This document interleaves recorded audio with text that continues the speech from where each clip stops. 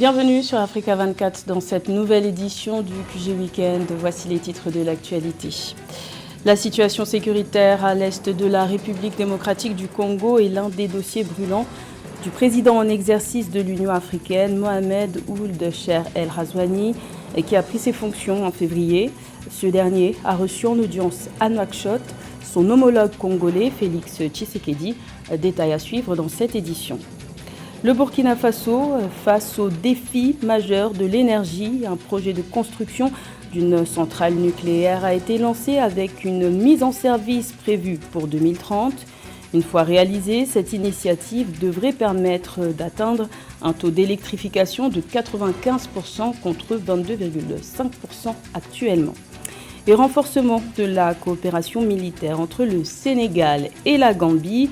Leurs armées respectives ont annoncé des opérations conjointes de patrouille mixte entre les deux pays. Le but, assurer la sécurité transfrontalière. La situation sécuritaire qui prévaut à l'est de la République démocratique du Congo est l'un des dossiers que le nouveau président en exercice de l'Union africaine aura à gérer au cours de son mandat.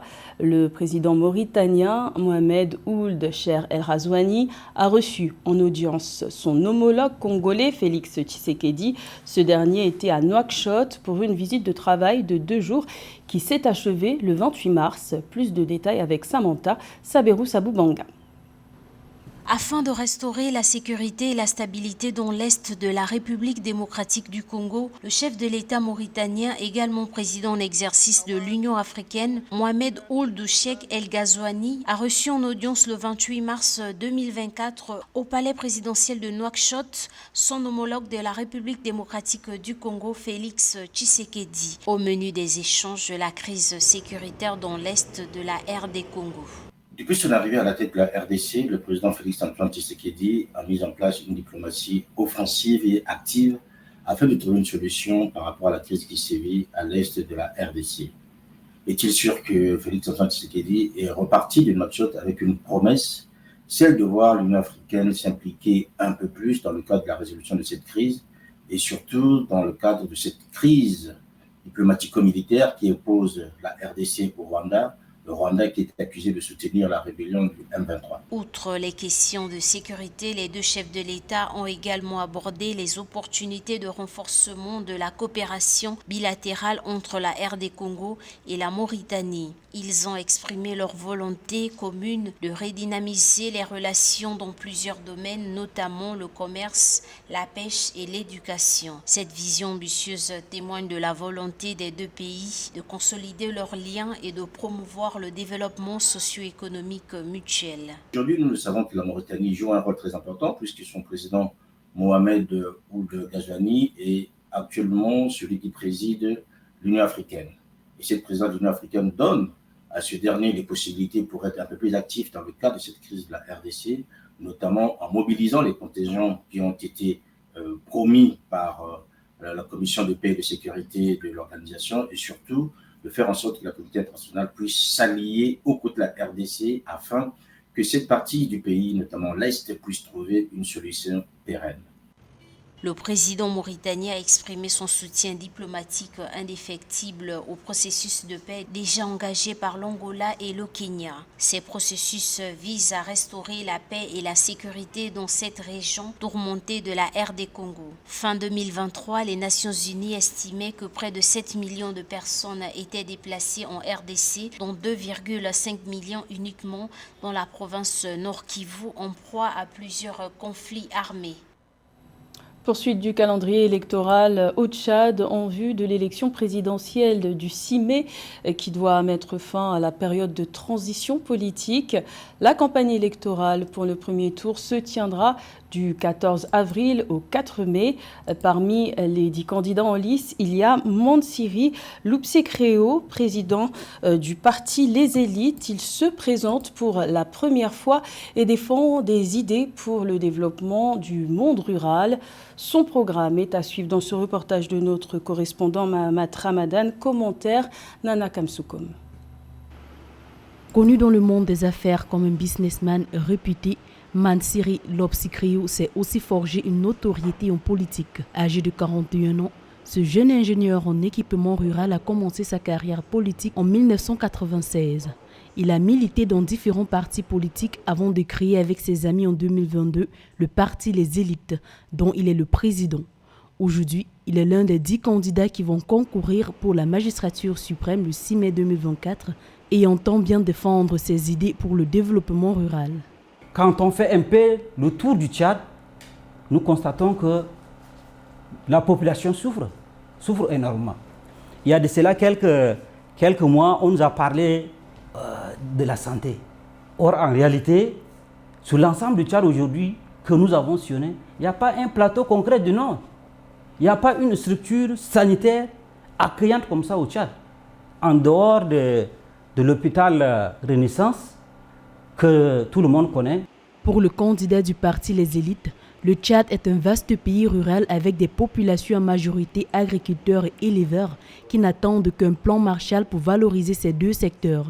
Mansiri Lopsikriou estime qu'il faut donner les moyens nécessaires au monde rural pour soutenir le développement socio-économique à la base et lutter contre l'insécurité alimentaire. Il se dit être candidat pour la prospérité et le développement du monde rural. Il y a l'agriculture, l'élevage, qui est en réalité ce qu'on nous a appris dès nos bas âges à l'école, déjà en classe de 6e, que ce sont les deux mamelles. Alors que ces deux mamelles sont aujourd'hui oubliées. Ces deux mamelles sont oubliées. Qu'est-ce qu'il faut faire? Ça aussi, nous allons mettre sur la table. Donc, tantôt, je vous disais que nous ne sommes pas déjà en période de campagne, mais le moment viendra que nous allons étaler tous nos projets sur la table et que la population tchadienne écoutera.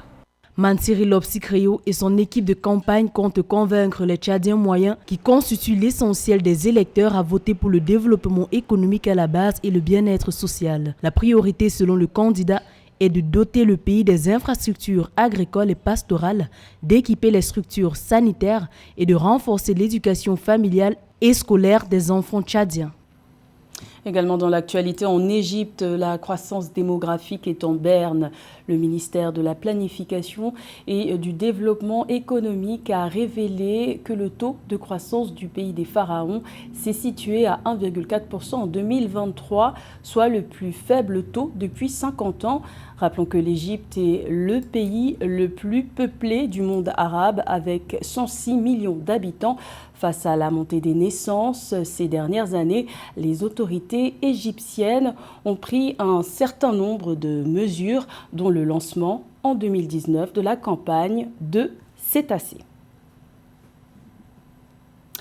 La résilience énergétique est en marche au Burkina Faso. Le pays ambitionne de construire une centrale nucléaire dont la mise en service est prévue pour 2030.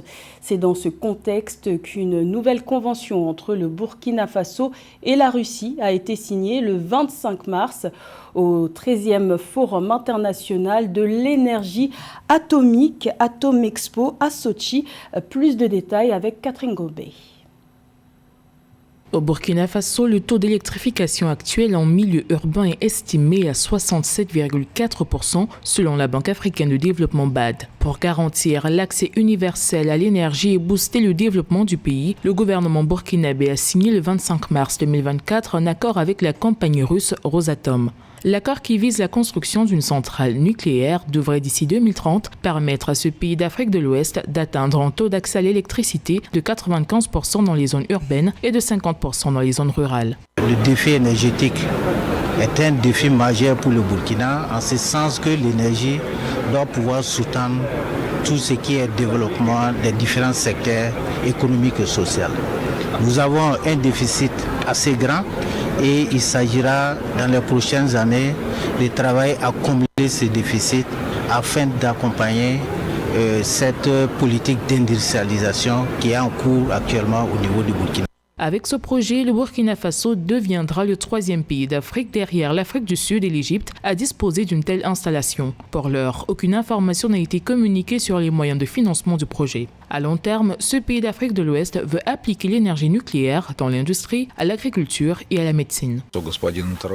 L'année dernière, nous avons eu la rencontre entre le président Poutine et le président du gouvernement transitoire, M. Traoré, qui ont donné le démarrage de la coopération dans le domaine des procédés nucléaires.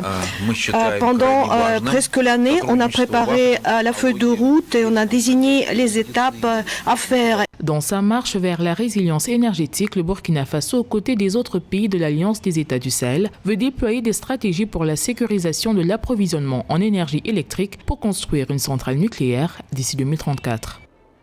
Entre crise politique et crise sanitaire, les petites et moyennes entreprises peinent à se relancer en Tunisie. Leur financement reste l'un des principaux obstacles à leur développement, ce qui explique que près de 200 000 PME soient tombées en faillite en 2023. Pour inverser la tendance, un projet de loi en faveur de la lutte contre l'exclusion financière a été adopté en février 2024, une initiative que nous détaille Marie-Raphaël Antolo.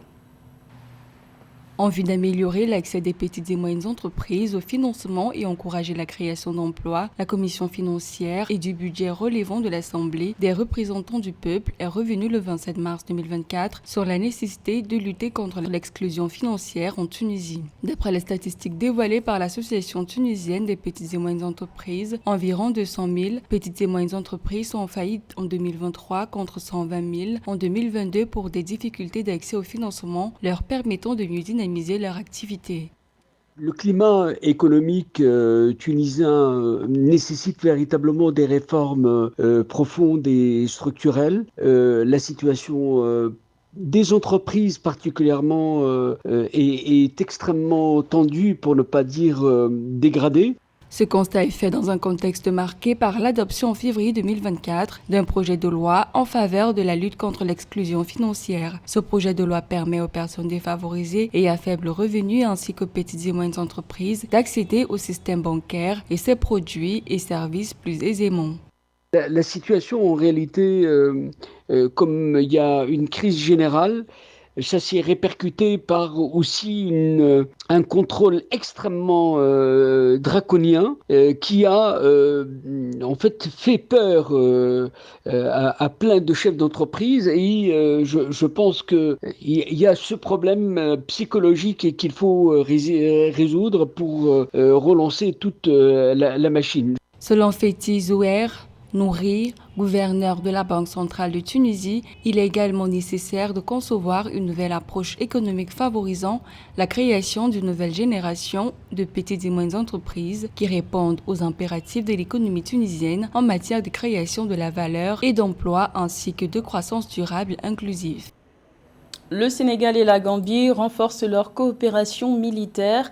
Leurs armées respectives ont annoncé le 27 mars un plan de patrouille conjoint à la frontière commune entre les deux pays.